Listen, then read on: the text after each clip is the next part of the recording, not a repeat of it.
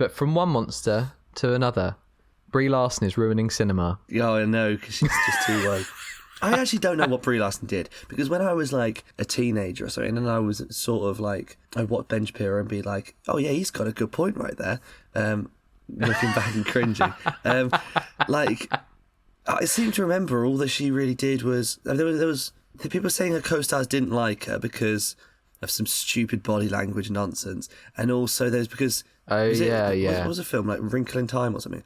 I think she said to people like, well, I'm sorry you didn't like it, but it wasn't really made for you, and they were furious about the idea. Yeah, it wasn't made for adult men. It wasn't made for adult men. Yeah, it's like the new Snow White, how like they're so furious about it, and before all these middle-aged white men were furious about The Little Mermaid, and it's like, mate, you're not going to watch the film. Like, who cares? Yeah. We have to watch it. We have to watch it. It's our job. It's our unpaid job. I know. But you don't have to. Like the fact that they've gone so far with they're making their own Snow White, the Daily Wire, just so they can have a white Snow White. And it's like, do you not think maybe you should just get a life? It doesn't matter. Go and watch the original one. It's still there. Yeah. So this week we are watching 2023's The Marvels. We are. So this is the 33rd MCU film, if you can believe it. I can believe it, actually. So this is directed by Nia DaCosta, who's the first black woman to direct a Marvel film, which is woke. Bloody hell, that's taken a long time. Known for Little Woods, which was a breakup film, and has also done the new Candyman. Candyman remake, yeah, which I heard was very good. Yeah, I haven't seen either, but I've heard people say that both the original and the remake are like equally good, so that's nice. The DOP was Sean Bobbitt, who did 12 Years a Slave, Judas and the Black Messiah, The Place Beyond the Pines, and most notably, it just keeps cropping up like a bad smell, The New Old Boy. Oh, wow. That is a very strange thing to go from there to the Marvels, but... Yeah. What was the plot? Captain Marvel from Captain Marvel, Miss Marvel from Miss Marvel, and Monica Rambeau from WandaVision. Her character name is WandaVision, isn't it? Her character, yeah, she's called WandaVision. Yeah. So they all have light-based powers, which I noticed they changed the line from the trailer where Monica's listing their powers. And it's like, you can use light, you can create light, and I can see light. And everyone in the comments was like, everyone can see light. They changed that to like, she's talking about like all the different wavelengths and that. But they all have light-based powers, and when they use their powers, they suddenly start switching places. And so Kamala Khan's in space, and Brie Larson, Captain Marvel's in Kamala Khan's bedroom, and it's like, what? Why is this happening? Meanwhile, Conan, no, wasn't that Conan the Barbarian? Conan. Ronan the Accuser. Ronan the Accuser. No, it's not Ronan. But it's not Ronan the Ronan's Accuser. Dead. Ronan the Accuser, with a name crossed out and a different name written in, comes across a bangle on like this moon-looking place. Oh, I thought there was meant to be two. Where's the other one? And Kamala Khan is just wearing it in her bedroom. She's trying to get the bangle off Miss Marvel because I think they're powerful, and I can't remember what her plan is. Oh, her plan is to strip all the resources from the planets that Captain Marvel likes to restore her home world, which Captain Marvel destroyed. It just sort of goes on from there. Did you enjoy it? I did, actually. I thought it would be a bit shit, and but I was invested throughout because I think it is, and I hope it's not controversial to say, the only well-paced Marvel movie. It's the perfect length for a comic book movie. 100%. It immediately started. There's no build-up. Like it just gets straight into the action. It feels like a comic book. I think it feels like comic books do. They don't have any like faffing around. You don't have like scenes of the character going about the day-to-day life. There might be like one panel of their day-to-day life, and then Green Goblin shows up and they have to go and stop him. Like it just gets straight into it. I mean, this is the shortest MCU film. 1 hour 45. 1 hour 45. Surpassing The Incredible Hulk and Thor: The Dark World, both at 1 hour 52. Yeah, and it just basically goes from like set piece to set piece. There's very little sort of sitting around talking about stuff. And when there is, like, I think it's all pretty good. Like on the ship, when I loved the like training montage where they're learning to switch powers, and I just thought, that's like, great. That's great. Lovely little character moments. My criticism of the first movie is that it's too woke, but regardless of that, it's that it was just bloody boring. You know, everyone was talking about like Captain Marvel, like, but she has something to do. She has personal stakes in it. But she has personal stakes with Tiona Paris's Photon. They never call her Photon in the movie. I thought they would do. They don't. They're trying to figure out a name for her. But yeah, I thought that would end with her coming up with a name, but it was like watching that whole bit, like, but I know the name, but he chooses Photon, and it's shit. Like the end of Famp Four Stick, when they look at each other and go, I know what we should be called. Yeah. The Fan Stick. But yeah, they were very good. It's the first time they've seen each other since Photon was a little baby in Captain Marvel. Iman Vellani is just there. Carries the movie, in my opinion. She's just there. She's not just there. Yeah, but she is like literally the lead of the movie, I feel like. I think she absolutely carries it. Okay, I think Iman Vellani's great. Okay. Have you seen Iman Vellani's Letterboxd review of Captain Marvel? Like before she was cast, and she's given it 2 stars, and she just basically said like that she likes Brie Larson, but the movie's not very good. And then she was cast as Captain Marvel's biggest fan. Zoe Ashton as Darben, who is our Ronan the Accuser. So she's from Nocturnal Animals and Velvet Buzzsaw. I've seen her in loads of stuff. She's always cropping up. Yeah, one of those faces that you can't really. She did a Doctor Who. Name her. She does everything. Yeah. She did a Doctor Who. Did Sherlock. Yeah.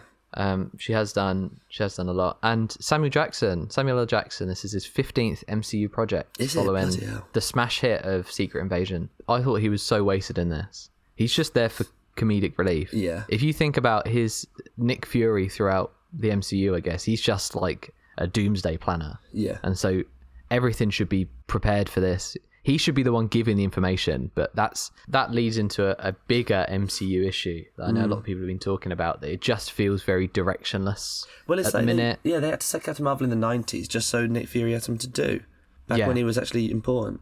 And like you said, it's story to story feeling now. Yeah, that's why I'm that's really been a big losing issue. interest, because it used to be like each phase was like a series of TV, almost like and that's what was it's building exciting towards about it. You know, it's building towards an Avengers movie. Like they set up like Thanos, they set it up, and like the first Avengers, like it's very much leading towards it. The team is assembling, and now it's just a million origin stories really, and sequels to things where like the characters peaked because they've saved half of all life in the universe. I know, and even the behind the scenes issues they've been having with the TV shows. Yeah, have you seen that? They've just been throwing money at them. Yeah, that these TV shows haven't been running with a showrunner. What? That's like basic TV. Well, I did like a talk thing, like a sort of interview, I guess, at my old uni, a bunch of like former graduates last week before, something like that, and I was speaking to a assistant location manager who's worked on like latest Mission Impossible stuff like that. He's done some big stuff, and like he worked on Secret Invasion, and he said like normally in locations department he's used to, if you have to like bribe people to get them to go away, like you could do it, but you do a small amount of money, like whatever. And he's like like Secret Invasion, they're like that like company's annoying in the back, they're being noisy or something, or people are coming in and out of their shop. Oh, just go and give them 10 grand and shut them up. Like he said, like it's just they just have as much money as they want.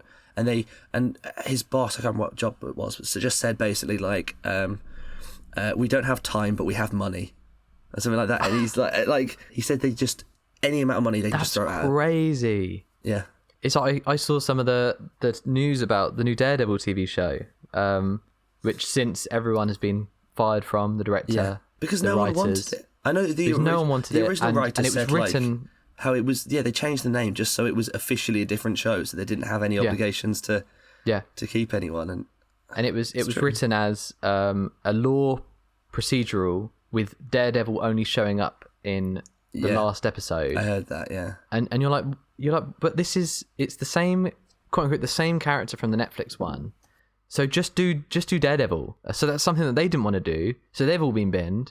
And that's, I think that's the first show that they're having to bring in a showrunner to keep an eye on everything, to make sure it's running with a coherent vision and is in keeping with what the world at large is supposed to be doing. Something that, with all these TV shows, something releasing every couple of days is clearly spread everyone too thin to think about. I mean, I think Daredevil Born Again is like the only one that is impossible to fuck up, because they already had the other show and it was so popular.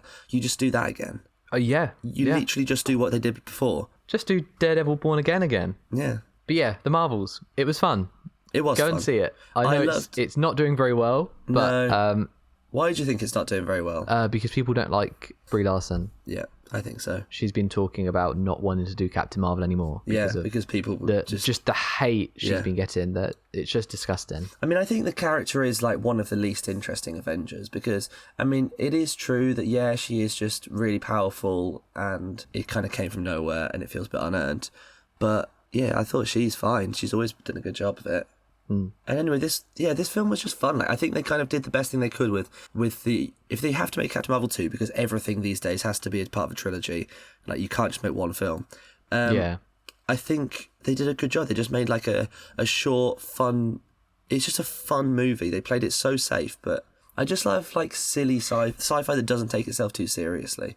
Well, I think that leads us into our spoilers, I think. Yeah. We can talk about that in spoilers. It was nice that it gave Captain Marvel like a chance to be a bit more of a flawed character. How like she thought she was doing the right thing in the past and ended up exactly right. Yeah. So the big Captain Marvel conflict in this story is because at the end of the last film, she destroyed the Supreme Intelligence, which is the AI that ran the Kree world, hoping to kind of stop this Kree empire, but it ended up making the Kree society collapse because of civil wars and people trying to get power. So our new villain, Dar-Ben, who is the new accuser, following on from Ronan after he died, she is going from planet to planet, everything that is related to Captain Marvel, stealing resources. So whether that's air from a Skrull refugee planet or water from her prince boyfriend husband's planet. I thought when they're saying like we need water, I thought they'd be like, well, what planet do you know that's covered in loads of water? And then she'd be like, the Earth. But it wasn't Earth, it was just some music planet. Bro, as soon as she said, as soon as Dar-Ben said, our sun's gone out, I was like, well, just phone Captain Marvel and say, would you mind coming in and relighting the sun, please? Yeah. And then that's problem solved. You've solved the big issue there. Yeah, but she is their enemy. Oh yeah, you're right. She is a villain and can't be kind. Yeah. But there were a couple of surprises in this, like Tessa Thompson showing up as Valkyrie. Well, unfortunately, I saw a photo of that before I watched the film, so that wasn't a surprise for me. But that was nice to see. I like Tessa Thompson. She showed up to take away Skrulls who wouldn't fit in the story. Yeah. So they were just like, get rid of them. Get rid of them. I mean, how big was that planet? Because there was like 20 of them. There weren't very many. Yeah, I know. It was like just a small little town. And the leader was played by the dad from Billy Elliot, and so that was nice to see him. Great. It's a great film. But yeah, I thought all the cast were very good. I thought Brie Larson handled there's a lot of ups and downs for her. I know this is kind of the first actual conflict she has had past the first film. I know it's still very closely related, but she is having to deal with the guilt that links into her relationship with Photon and why she hasn't gone back to the planet because she feels like she isn't a good enough hero. And I she's think called the Annihilator. I mean, I think she's basically like the MCU's like Superman. So it's like you know that she's so powerful that you know that she's powerful enough to save the day. You never have any doubt about that. But it's like the conflict comes from her character, from her interactions with other people, and from her emotions. And so I think it worked. And I think also putting her in a team with the other two worked well because they're not as powerful, especially like Kamala. Well, they're both really new to their powers, and Kamala's young, and so you have that sort of like, oh, maybe they can't. I mean, obviously they're going to, but you're like, you know, they've still got the stakes of like the villain's more powerful than them, sort of thing. Yeah. Whereas I think Captain Marvel, you never have any doubt that she could absolutely kick Roland's ass. I was like, just cut her arm off and just take it. Yeah. Like you literally can. I didn't get that hammer thing that was the villain's weapon. It's still like glowing purple from the Power Stone. I didn't get that because the Power Stone's been destroyed. Like it must have just been powerful before, but not as powerful. I think it's meant to be that the purple is like from the Power Stone, but I feel like that's not kind of defeats the point of destroying the Infinity Stones if you can still kind of use them. But I don't know. It doesn't make sense. It doesn't matter. This movie isn't like, they know it's not one of the like benchmark MCU films. They know it's just this is this month's release, and it's a bit of fun. It's a bit of entertainment. It's like what Hawkeye was. Like it knows it's a smaller one. And Hawkeye was one of my absolute favourites because it's just wholesome fun at Christmas. Talking about Hawkeye, We get a little Kate Bishop at the end. We there. do, which was nice to see. Yeah, setting up young Avengers. Because she mentions, like, I think Ant-Man's got a daughter as well. Ant-Man's daughter. Presumably America Chavez would show up in it. So that's exciting for what it's worth. We haven't got any Avengers films coming up, other than the maybe Jonathan Majors one that he may be fired from. Like we were saying, like how it feels like nothing's going towards anything. Like, we know that there are more Avengers films coming, but they're such a long way away. Like, they're at the end of Phase 6. There's so many stuff before then. And what I've been saying since Endgame is, like, great. X-Men and Fantastic Four are two of the biggest things they could possibly do. Do them straight away. No one believes you can carry it on after Endgame. Don't faff around introducing Shang-Chi and shit. Yeah. Just do X-Men straight away. That leads us very well into the post-credits for this, which features Kelsey Grammer as Frasier. Yeah. He turns up. He does. He's like, so I've got a revival of my new show. It's on Peacock. Gets Photon to join it. Yeah. So tune into the next episode of Frasier and she will be there. That was really cool. That's the problem, is that now the part of the film which we all look forward to is like the post-credit scene, which is setting up another film. And it's like, well, can we just entertain the current thing? It's so...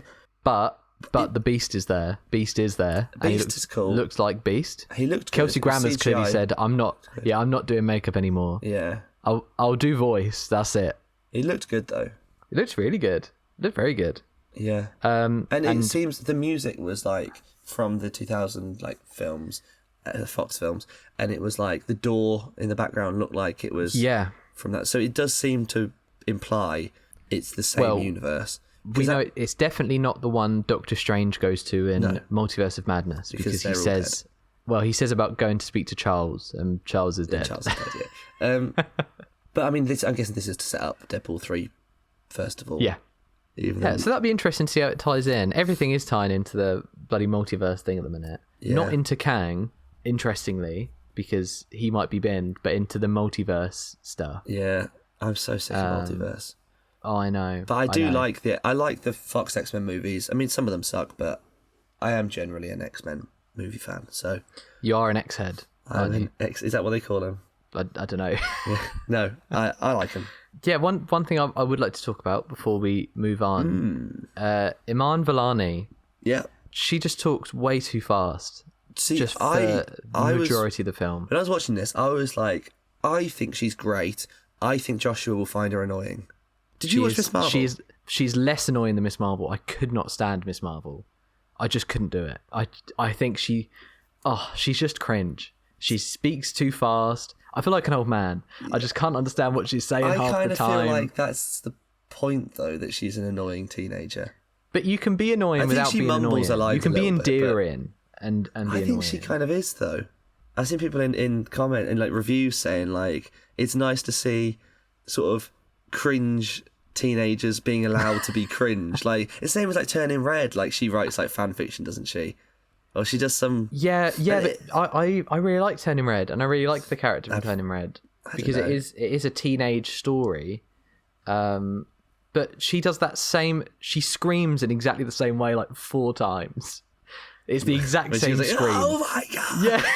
Yeah, it's exactly the same. No, but I thought that was good. I liked the bit when like Goose first does it, and I think exact same scream. I like seeing a someone who has superpowers, but they doesn't mean they're just like the most brave person you've ever seen. She's still like shit scared of it, and I like that. It feels more realistic. What did you give the Marvels? I gave it 3.5 stars because I think you need to. I don't know, because it's hard. I find giving things a numerical rating quite difficult because you kind of have to treat it as what it is, like what it's trying to be, and like this is meant to be just a popcorn movie. You go and you have fun in the cinema with mates, and I feel like for that it gave me a good evening, and I can't really fault it for that. But it's not trying to do what like Guardians of the Galaxy Volume 3, for instance. The Guardians films are like films. They have like exactly themes. They have, especially the third one, is trying to do commentary. It's trying to do all these deep things. The Marvels was never trying to do that. It was just meant to be a fun, light-hearted sort of sci-fi flick, and I think it succeeded with that. I liked it. I completely agree. I gave it 3 stars. My benchmark is always 2.5. I'll rewatch again. Anything above 2.5, if it's on, I will sit and watch it. So it wasn't offensive. It was fun. I liked the character moments on the ship. Like I could tell that they were building relationships. That was very nice. Oh, I will say, I haven't really said, Monica Rambeau's fucking boring. Like, Well, she's just there to of the exposit. three. She's there to explain what's going on, Yeah. which should have been what Nick Fury's she was doing. the worst character in WandaVision because there's that awful bit in WandaVision where she's like just completely sympathetic towards Wanda, and it's like she's kidnapped and brainwashed like all of these people. Like, I'm sorry, but I wouldn't, if I was thinking sympathetically towards Wanda in that situation, I would keep that in my head and it would not pass my lips. I would not tell. I wouldn't be sympathetic towards her verbally. Yeah, and then when she got superpowers in WandaVision, it was so out of nowhere. Because she has to, because she does in the comics. Yeah. But yeah, very good. Go and see The Marvels if you haven't seen it. Go and see it. It's fun. They will not make a third one.